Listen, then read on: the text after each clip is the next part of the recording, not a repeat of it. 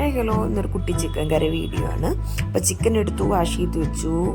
മഞ്ഞൾ, ഉപ്പ്, കുരുമുളക്, മുളക് പൊടി, പിന്നെ നമ്മുടെ ചിക്കൻ മസാല. അപ്പോൾ ഇതിൻ്റെ കൂടെ ഞാൻ പച്ചമുളക് കീറിയിടുന്നുണ്ട്, തൈര് ഒഴിക്കുന്നുണ്ട്. തൈരില്ലാത്തവർ ലെമൺ ഒഴിച്ചാലും മതി. പിന്നെ കുറച്ച് കറിവേപ്പില, പിന്നെ അത് മാറിനേറ്റ് ചെയ്ത് വെച്ചു. അപ്പം നമുക്ക് വേണ്ടത് തക്കാളി, മുളക്, കൊച്ചുള്ളി, കരിവേപ്പില, ഇതാണ് ഞാൻ യൂസ് ചെയ്തിട്ടുള്ളത്. അപ്പം കടുക് വറുത്തു, എന്നിട്ട് ഇതെല്ലാം കൂടി ഇട്ട് കടുവറ ചെയ്തു.